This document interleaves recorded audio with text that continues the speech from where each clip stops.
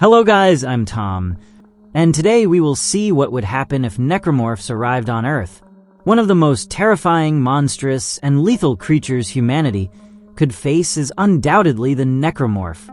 Originating from an unknown horror, these beings not only challenge our understanding of biology and death, but also represent an apocalyptic threat that could devastate everything in its path. If they were to arrive on Earth today, in 2025, with current technology and protocols, humanity would face an unprecedented challenge, fighting to survive an invasion that would not only be physical, but also psychological. That's why in this video, we will explore what would happen if the Necromorphs appeared in the real world, taking into account the information we know from the games and movies, and analyzing how modern society could confront this monstrous enemy. If Necromorphs were to arrive on Earth today, the process of their invasion and the events that would follow would be extremely complex, both from a psychological, physical, social, and strategic standpoint. Let's break this down step by step, considering empirical factors and the characteristics observed in the Dead Space franchises and its sci-fi environment. It would all begin with the appearance of the marker. In the Dead Space universe, the marker is the alien artifact responsible for initiating the contagion by altering human behavior, creating mental and emotional chaos. The marker affects humans psychologically, inducing suicidal or aggressive behaviors, which leads to the creation of necromorphs from dead bodies. In the real world, this psychological impact would be catastrophic for several reasons. The markers, according to the movies and games, have a limited influence radius, though covering a large geographical area.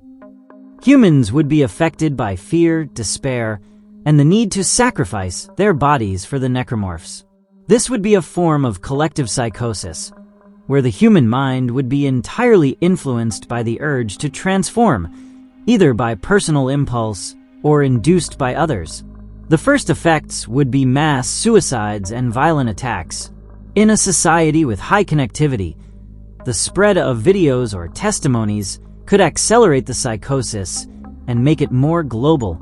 For example, reports of mass suicides in one city would influence other regions, spreading terror and accelerating the transformation process.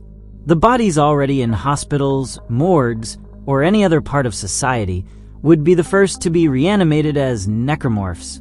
In the real world, this phenomenon could even be more effective due to the increasing number of dead bodies from previous incidents, accidents, diseases.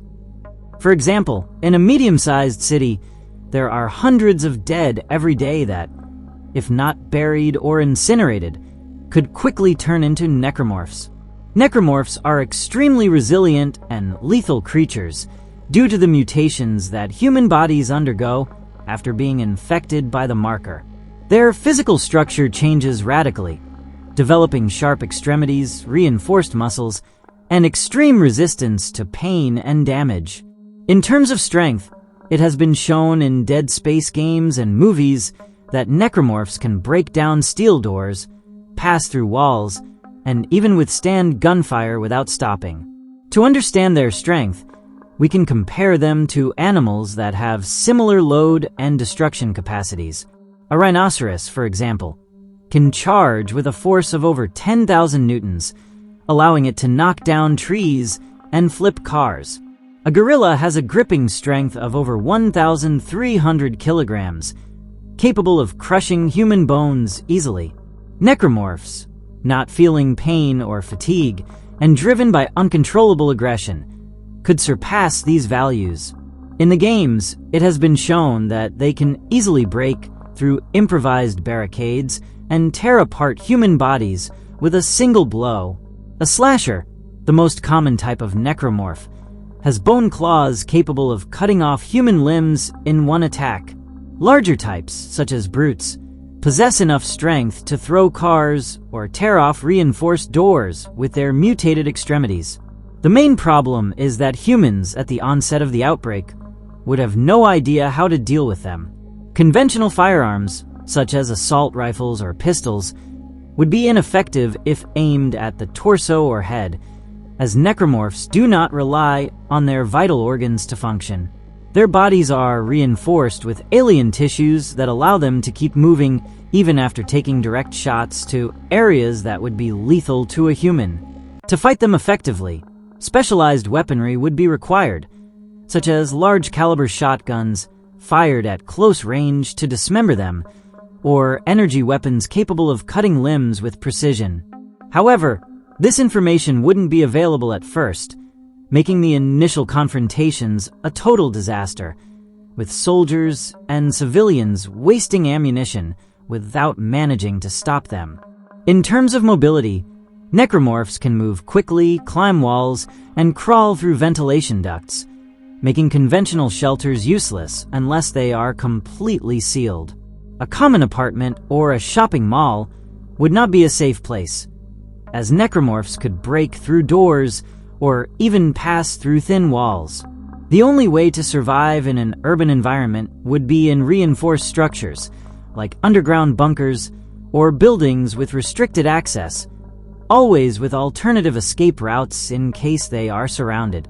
Another critical factor is the extreme resilience of the necromorphs.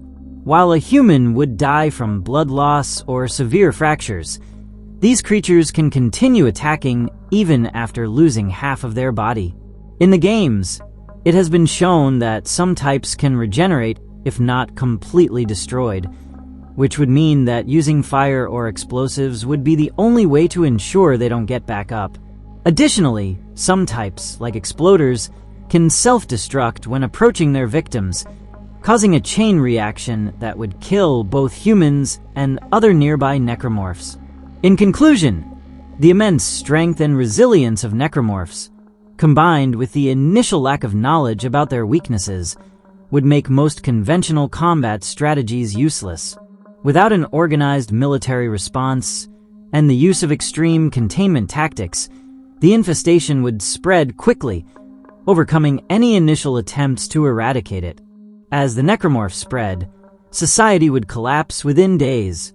Communication between cities would be quickly interrupted due to the collapse of electrical networks, the saturation of emergency lines, and the destruction of key infrastructure.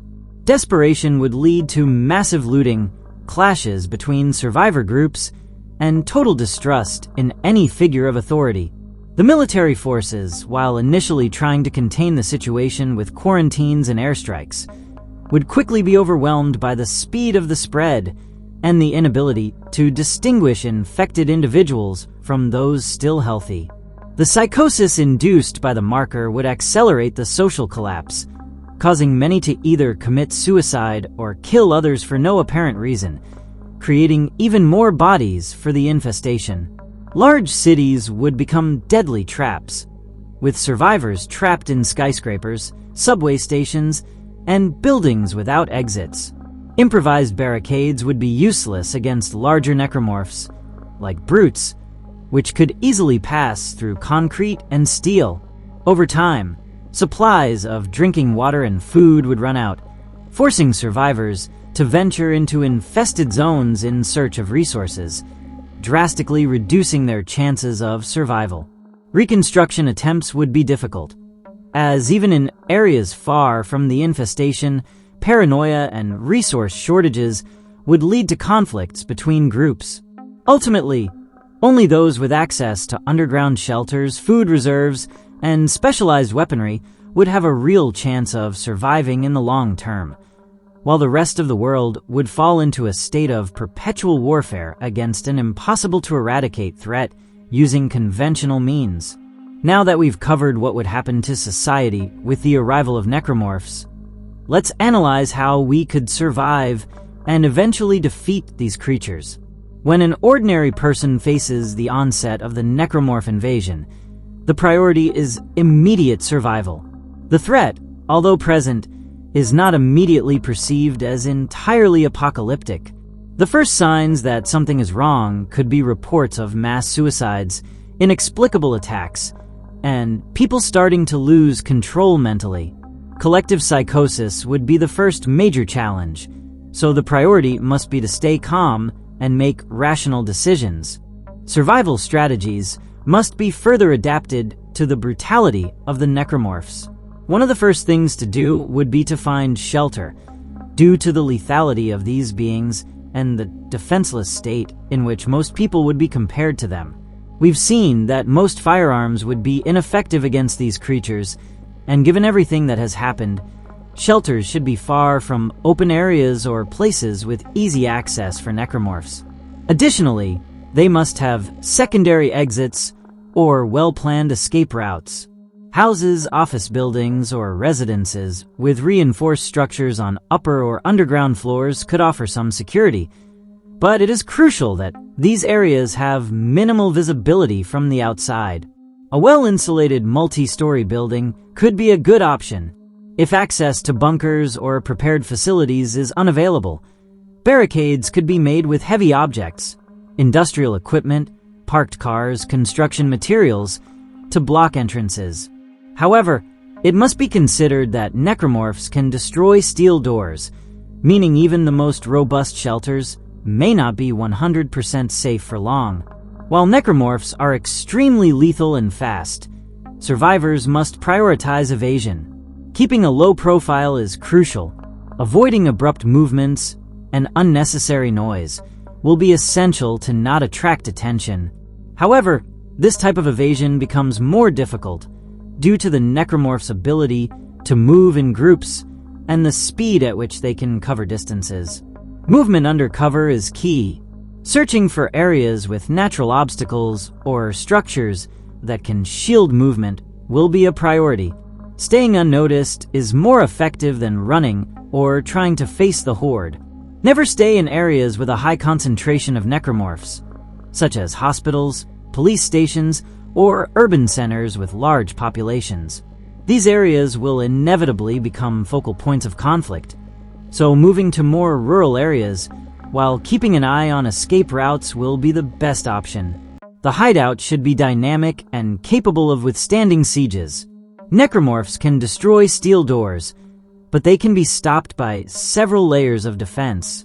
For example, using traps or movable barriers, such as rubble walls or blast-proof structures, to block the entrance. Panic rooms. In homes or buildings, there should be a room or refuge within the refuge, a smaller, protected space that can be accessed quickly in case of discovery. This would buy time and allow for a quick evacuation if the barricades fall. Necromorph elimination strategies, such as placing explosive traps at key access points, doors, or entrances, would be a good way to reduce their numbers. However, this type of defense is not foolproof due to their resistance and speed. Fire could also be used in enclosed spaces to set the Necromorphs on fire, but this is risky, as it is not known for certain whether they are vulnerable to fire, and it could end up damaging the shelter's structure. In a realistic scenario, conventional weapons, such as pistols or rifles, would not be effective enough to stop the Necromorphs due to their resilience. The use of construction tools, such as chainsaws, axes, and other sharp tools, would be more effective. Still, the probability of Necromorphs quickly closing in and delivering a lethal strike with a single blow would remain a constant threat. Unknown weak points. Without knowing the exact anatomy of the Necromorphs, it is difficult to identify their weak points, so any attempt to confront them should be quick and lethal. Targeting their limbs to dismember them could be a temporary option, but it is unlikely to be enough to permanently eliminate the threat. Identifying the location of the effigy will be a priority. However, since its range and power are unknown, simply destroying one effigy may not be enough. There could be more in other locations. Gathering research teams and collecting data on the spread pattern could help locate these alien artifacts. Destroying the effigy may require a combined approach using advanced technology and explosives. However, it should also be considered that collateral damage could be so vast that even its destruction may not ensure the end of the infection, as the Necromorphs may have already reached a point of propagation so advanced that humanity would not be able to repopulate the world effectively. Now that we have a proper base, and have a rough understanding of the range of the Effigy's influence, the next step is to face the threat of the Necromorphs. However, given the nature of these creatures, their resilience, ability to kill with a single strike, speed, and ability to move in groups, the battle will not be easy and will require a carefully planned combat strategy. Before engaging in direct combat, it would be essential to understand how to face the threat with a strategic approach. If we still do not know their specific weak points, it would be crucial to start analyzing their bodies to gather valuable information on how to defeat them. This could be done through controlled testing without direct contact, using surveillance cameras, remote tools, or even necromorph corpses to study how they respond to different types of attacks. Identifying exactly how the effigy affects the environment and how it can be neutralized is vital. If we know that the effigy has a limited range, we should begin to find ways to block its influence or at least slow down its spread in the areas surrounding our base. Since conventional weapons, like pistols or rifles, are ineffective, we need to equip ourselves with improvised and specialized technology to face the necromorphs. Plasma cutters or similar high-temperature tools for cutting metal would be crucial. These types of weapons could dismember the necromorphs, which is essential since their main vulnerability seems to be the destruction of their limbs.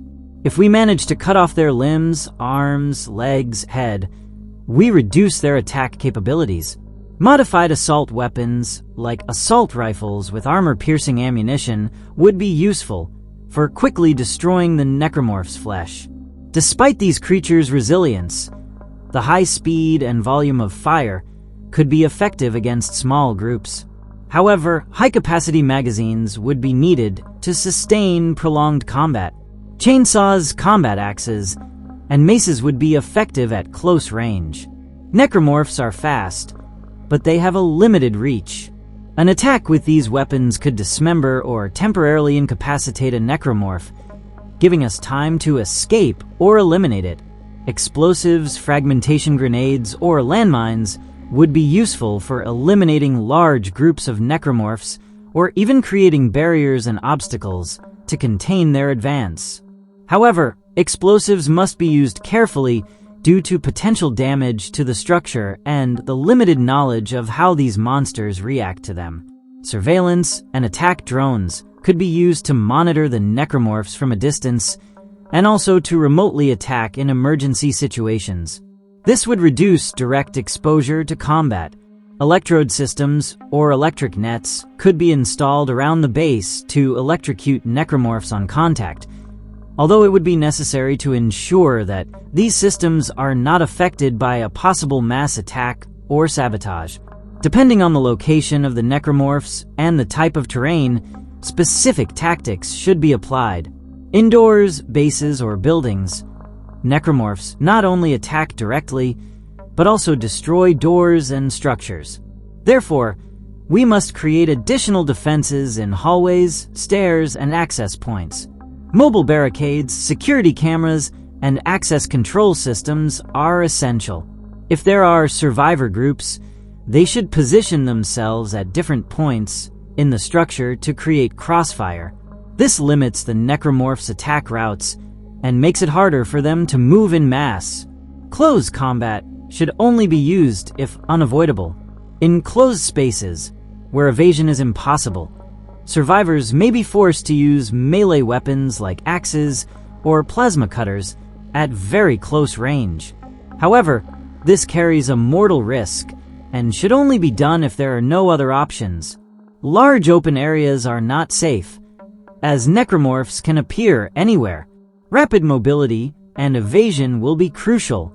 Here, long-range weapons like sniper rifles or rocket launchers may be effective for eliminating distant necromorphs without exposing ourselves directly. Since necromorphs move in groups and are very fast, facing them in isolation is almost impossible. We should organize specialized combat teams to maintain order and avoid panic. Each team member must have a clear function. Direct attack team, equipped with heavy weapons, they would handle necromorphs near the base or in areas of high concentration. Exploration and Effigy location team, they would be responsible for searching for and destroying the effigies. While this happens, escape routes should be cleared. Support and defense team, they would maintain the base defenses, replenish supplies, and provide first aid if necessary. These members should also be trained in repairing technological equipment that may fail during combat. To eliminate the necromorph threat, the first step would be to neutralize the effigies. However, this will not be easy, as they may be protected or extremely difficult to locate, especially if there is more than one. If the necromorphs and the effigy are connected in some way, as shown in Dead Space, it could be possible to use frequencies or electromagnetic fields to disrupt the transmission or effect of the effigy on humans and creatures. After locating it, physical destruction through explosives or high-temperature cutters would be essential. However, it is important to consider that destroying an effigy may not be enough if the necromorphs have already spread across the world. Now that we know what would happen and how to react, survive, and defeat these creatures that have arrived on Earth, I will explain how much time we would have to face these monstrosities. If an effigy were to appear on Earth, its influence would begin within a radius of several kilometers, psychologically affecting nearby humans, causing hallucinations, paranoia, extreme aggression, and in many cases, suicides or mass killings, which would generate the first bodies necessary for the infection. The infectors, which can transform a body into a necromorph in less than a minute, would begin to multiply the infestation exponentially. Within the first 6 hours, the ground zero area would become completely uncontrollable, with at least 5,000 to 10,000 dead and transformed into necromorphs if it's a densely populated city. Within 12 hours, the infestation would grow alarmingly, with between 50,000 and 100,000 infected in the affected area.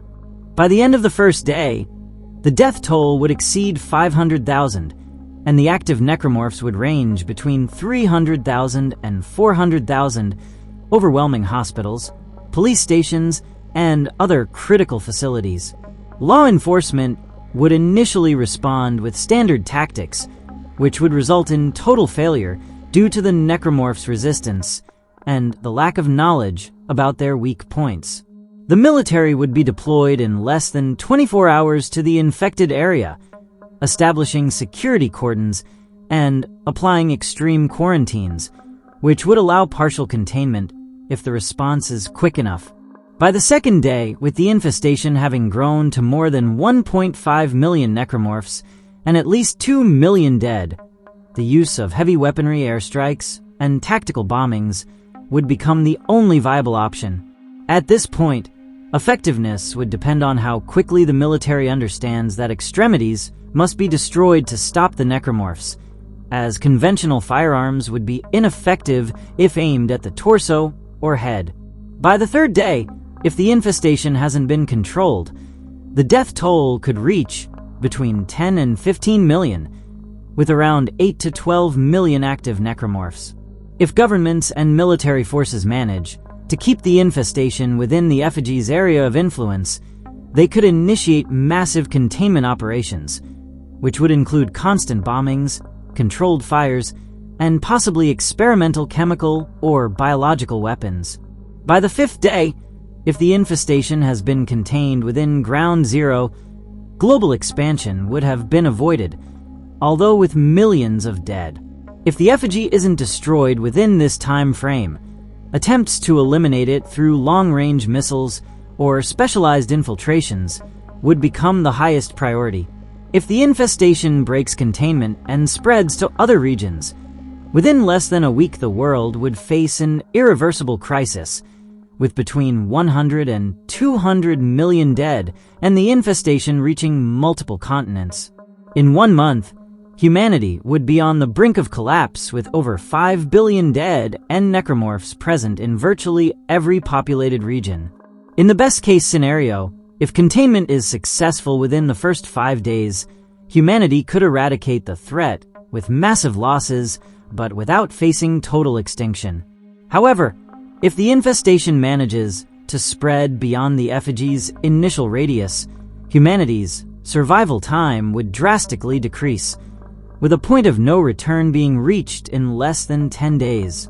And well, this would be what would happen if Necromorphs arrived on Earth today in 2025. I know I may have generalized in some aspects, but this analysis only takes into account the information we have about these creatures from the game and the movies, which we've extrapolated to explain and analyze the same situation happening here on Earth in this time period, with society as it is today and with the weapons and protocols that have been created. The figures and data are also viewed from an objective point of view, comparing them with data that is currently known. That said, if you want me to do a more detailed and realistic analysis of what would happen if these creatures reached your city or country, let me know in the comments, and I'll be happy to do an analysis on that.